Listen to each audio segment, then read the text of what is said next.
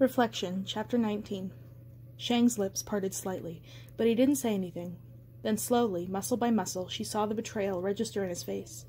The warmth in his brown eyes chilled, his neck turned rigid, and his lips thinned into a flat, tight line. You... Shang clenched his jaw.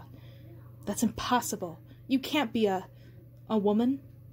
Mulan finished for him. She sat quietly. I told you some girls could fight. Shang didn't laugh. His face darkened as a shadow washed out the pale light from his body. Mulan knew he wouldn't take it well, but she hadn't thought about the effect seeing him like this would have done to her.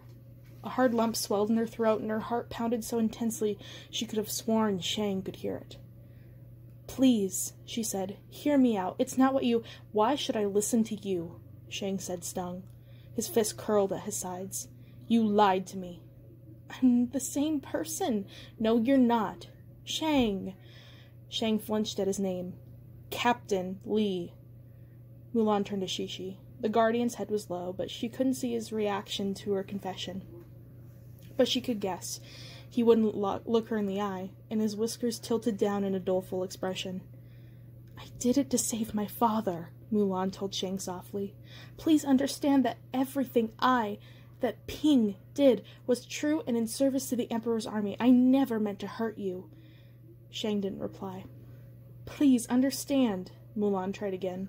She moved closer to him until his shadow brushed against his glowing silhouette. I wanted to spare my father. I hoped to make him proud of me the way you and your father... Shang recoiled, his rigidness snapping. Do not speak of my father. You lied to him too. I had no choice. Mulan bit back another protest. You don't understand, Shang. I was trying to save you. He... Understand? That I couldn't save my father when he needed me, so I should understand that you lied and deceived the entire army so you could save yours. That's not what I'm saying, appealed Mulan. Then what? That's enough, Xixi said, finally speaking up. Mulan turned to the lion. Listen to her, Li Shang. Do not let your emotions overwhelm you. Whether she is Ping or Mulan, a true friend is rare. Xixi, Shang growled. You are my father's guardian, not mine. I am your guardian, replied the lion. You are being stubborn. Do not let pride blind you into forsaking your friend. You trusted Ping, Mulan said. Why is Mulan any different? Shang turned away. He wouldn't look at her. I thank you for accompanying my guardian to find me in the underworld. His voice was distant, polite, as if they were strangers. I relieve you of your duty here, and I discharge you from your obligation to the army. Xixi and I will complete the journey out of Daiyu. I ask that you find your own way. His words were like a punch to the throat. Mulan paled. Shang. The penalty for impersonating an imperial soldier is death, Shang said coldly. I don't want to see you again. If I do, I'll have no choice but to follow the law. Mulan's chest tightened. Before she bowed her head, she thought she saw a flicker of emotion waver in Shang's eye, but he kept his chin lifted, and without turning back, he headed into the forest. Xixi rose to his feet and began to trail Shang, but he lingered for a moment, then went up to Mulan. The lion took a deep breath through his nose. Worry not. I will get him out of Daiyu before the sun rises. She nodded. Mulan was afraid if she said anything else, her voice might break. He paused. Remember to follow the moon, little soldier. She waited until Xixi and Shang were out of sight. Then she crumpled onto her knees, sinking into the dirt. It hurt to breathe. It hurt like someone had taken her heart and squeezed it dry.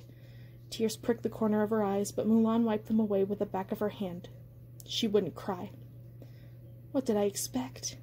That he'd learned the truth and then congratulate me for fooling them all? For being a girl strong and brave enough to fight alongside men? Mulan sniffed again.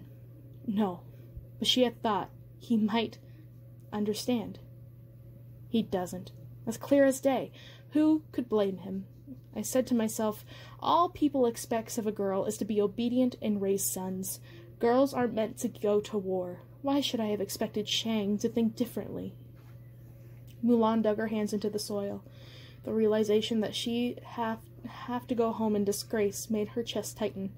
So much for her dreams to bring honor back to her family. Everything had fallen apart. Not only that, if she was being truly honest with herself, She was disappointed. I wish he'd understood. She clutched at her chest and took a deep breath. It didn't help with the pain, but it helped clear her mind. Deep down, she knew Shang's threat to kill her was just that, a threat. But she knew he meant what he'd said about never seeing her again. And that stung. Mulan watched the dirt slip through her fingers, and then she got up. She had to keep moving, even if she dreaded what her parents would think of her now. If she stayed here any longer, she'd lose all hope of ever seeing them again. It was dark. The moonlight was barely strong enough to breed shadows, and if she fumbled through the woods, she'd wish she'd brought a lantern to see if Shishi's paw prints in the dirt. The trees swayed around her, and the wind picked up in strength, carrying rushes of leaves in the air. The leaves swept across Mulan's face and arms, the teeth along her edges lightly scratching against her sleeves. "You lied to me," something whispered. "You lied to me." Mulan froze. "Shang?" "Shang," the voice echoed. "The Hall of Echoing Forests," Mulan reminded herself grimly. "Just what I need." Mulan shivered, ignoring the trees as they began to speak. "Who are you? Ping? Who are you? I trusted you. Trusted. You." She grimaced. If anything, the whispering trees made her move faster. "I have to get out of here." By now, she'd lost all sign of Shang and Shishi. They disappeared into the thick of the forest, leaving her alone with the trees. Cloaked in the shadows, the trees could easily have passed for monsters with barbed arms and swooping wings. But they didn't scare Mulan. As she made her way through the forest, it was loneliness that sharpened in her gut, not fear. She'd grown up with few friends. She'd played with the neighborhood boys, chasing pigeons and catching fireflies. With them until it was no longer considered proper. By then, the girls in the village scorned her. In front of her mother and father, they pretended to be polite, but Mulan knew what they had said about her behind her back. Ill-bred and ill-mannered. She has the temper of a firecracker and the grace of a bull. It's a miracle she even looks like a girl. Look at the hay in her hair and the dirt on her face. What a discredit to her mother. The insults had never bothered Mulan too much. Back then, her mother comforted her by telling her to ignore what people said, and talking to her father would always make her feel better. And she had Khan for company. Then later, Mushu and Kriki. But here, in this vast forest, she was alone. She hadn't been so alone in a long time. Mulan picked up her feet. She had to get moving. Even if Shang no longer thought of her as a friend, even if he hated her, she still cared for him. And their fates were still intertwined. If she didn't get out of Daiyu, Shang would remain in spirit. The wind intensified. It had never been so strong before. It warped the tree's song, turning the humming into a low hiss. Mulan shielded her face, then gathered her hair and tied it back up. The pain in her ankle hadn't gotten better. She'd put too much pressure on it earlier, climbing the mountain of knives and running after Shang. Now it begged her to rest. "I can rest when I'm out of here," she told herself, ignoring the terrible voices hissing after her from the trees. She pressed against their trunks for support. Step by step, she trod through the forest, following the moonlight for that tunnel Ren had promised was on this level. The moon's beacon was merely a slant of light touching upon the forest's dark canopy. It illuminated the path toward the tunnel. Gradually, the trees thinned out, and Mulan reached a small clearing into the woods. A tunnel awaited her in the clearing. No, not just one tunnel. 3. This couldn't be right. Which one did she take? The tunnels lay over the earth like 3 enormous hollow logs. Ivy crawled over their sides, but not a leaf or branch dangled over the tunnel's entrances.